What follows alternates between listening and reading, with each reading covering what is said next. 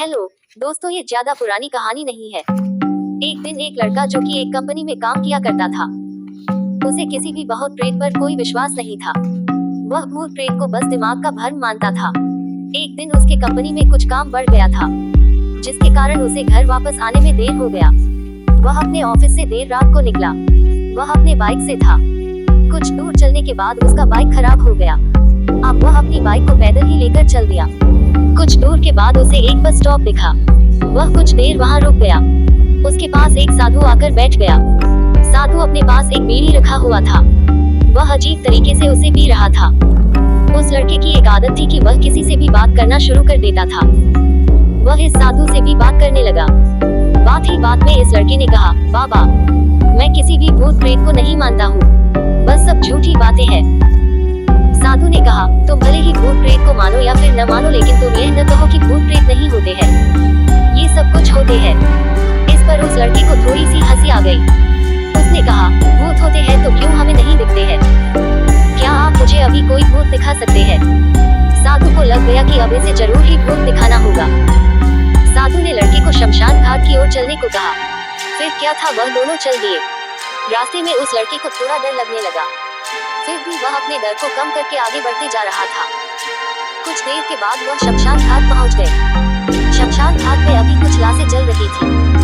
साधु ने उसको एक ऐसे स्थान पर बैठाया जहां कुछ समय पहले की लाश जली थी। साधु ने जमीन में एक लोहे का कील गाड़ दिया। उसमें एक सफेद धागा बांध दिया।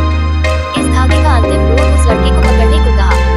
अब उस लड़के को हद से ज्यादा डर लग रहा था। उसकी सांस तेज हो रही थी। इसके साथ ही उसके हाथ पैर भी कांप रहे थे। फिर भी उसने धागे को पकड़ लिया। साधु ने कुछ बतासा को चार जगह पर रख दिया। सारे बतासे उस धागे के पास ही एक लाइन में रखे हुए थे।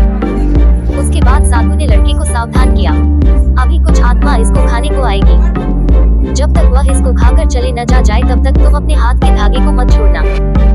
यदि तुम ऐसा करते हो तो तुम्हें नुकसान हो सकता है। फिर साधु से मंत्र पढ़ना शुरू कर दिया। कुछ मंत्र पढ़ने के बाद साधु ने उस लड़के को आंख बंद करने को कहा।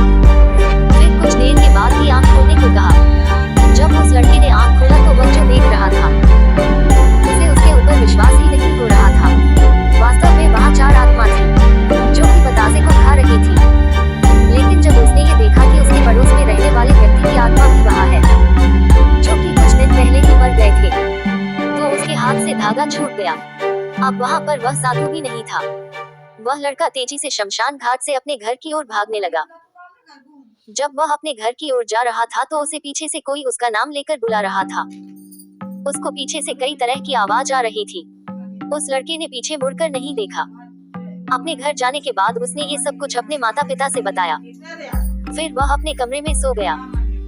अगले दिन उसकी आंख उसी शमशान घाट में खुली और उसी स्थान पर जहाँ पर उसने आत्मा को देखा हुआ था। इसके बाद वह दिमागी तौर पर बीमार रहने लगा।